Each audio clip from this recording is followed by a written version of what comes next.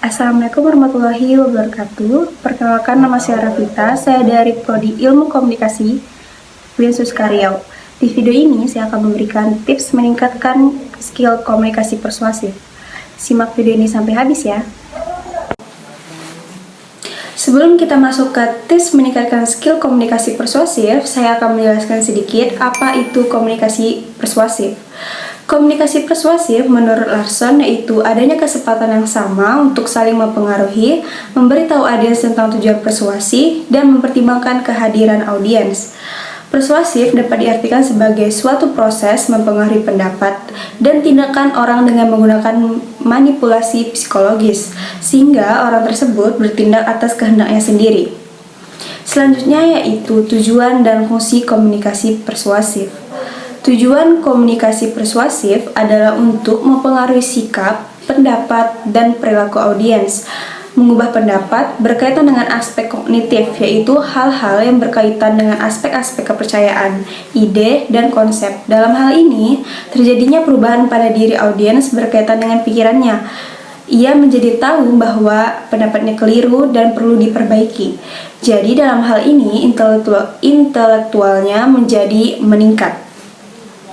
Komunikasi persuasif memiliki 3 fungsi utama. Yang pertama itu control function atau fungsi pengawasan, yaitu menggunakan komunikasi persuasif untuk mengkonstruksi pesan dan membangun citra diri atau image agar dapat mempengaruhi orang lain. Yang kedua yaitu consumer protection atau fungsi perlindungan konsumen. Fungsi perlindungan konsumen adalah salah satu fungsi komunikasi persuasif melalui pengkajian komunikasi persuasif yang akan membuat kita lebih cermat dalam menyaring pesan-pesan persuasif yang banyak berkeliaran di sekeliling kita. Yang ketiga adalah knowledge function atau fungsi pengetahuan.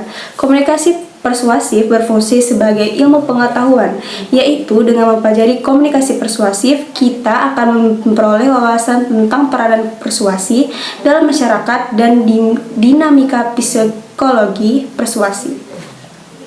Selanjutnya yaitu tahap komunikasi persuasif. Yang pertama yaitu tahap pemahaman. Sebagai pengirim pesan, menyeleksi berbagai alternatif pilihan dari pikiran dan perasaan untuk disampaikan. Yang kedua, tahap encoding. Dalam tahap ini, pesan dibentuk secara linguistik, lalu dipindahkan ke dalam stimulus fisikal yang dapat berjalan melalui ruang. Yang ketiga, tahap decoding. Sebagai penerimaan pesan, memindahkan kembali stimulus fisikal ke dalam bentuk-bentuk yang disepakati secara semantik. Yang keempat, tahap evaluasi. Sebagai penerima pesan, memperoleh beberapa ketidakcocokan antara pesan yang ia terima dengan apa yang ia pikirkan dan rasakan. Nah, sekarang kita akan masuk ke beberapa tips untuk meningkatkan skill komunikasi persuasif agar komunikasi efektif.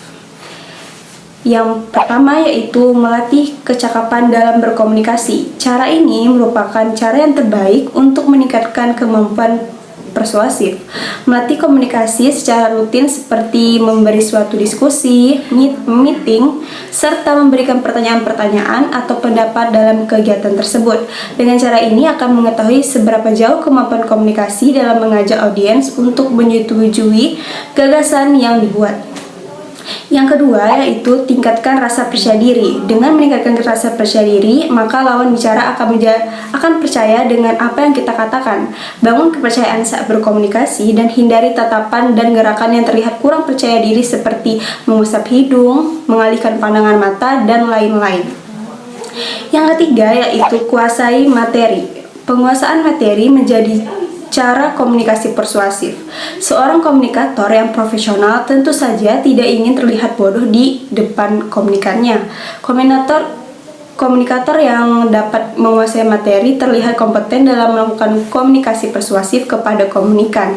Penguasaan materi yang baik membuat seorang komunikan tertarik untuk bergabung dengan komunikator. Yang keempat yaitu mengetahui perilaku komunikan. Seorang komunikator dalam melakukan komunikasi persuasif adalah mengetahui perilaku komunikan. Seorang komunikator yang telah mengetahui perilaku komunikan biasanya tidak memiliki kesulitan untuk berbicara kepada komunikannya. Selain itu, komunikator juga dapat dengan mudah membujuk komunikan untuk melakukan hal-hal yang positif. dengan adanya pendekatan-pendekatan sehingga kita dapat memahami audiens. Seorang komunikator lebih mudah mendekatkan diri kepada komunikan. Komunikator yang mudah bersosialisasi akan cepat menjalin komunikasi persuasif yang harmonis kepada komunikan. Komunikan akan merasa nyaman ketika seseorang komunikan mudah bersosialisasi. Sosialisasi berarti mudah berinteraksi atau beradaptasi kepada orang baru atau komunikan. Hal ini memberikan dampak positif ketika menjalani komunikasi persuasif kepada halayak. Demikianlah penjelasan komunikasi persuasif serta cara-cara meningkatkan skill agar menjalin komunikasi yang baik. Sering berlatih dan upgrade diri agar skill berkembang guna mewujudkan komunikasi yang efektif. Nah, itu dia tadi tips meningkatkan skill komunikasi persuasif. Semoga dapat bermanfaat bagi teman-teman semuanya. Sekian dari penjelasan saya akhiri. Assalamualaikum warahmatullahi wabarakatuh. Wheels turning, it's a on, going thing.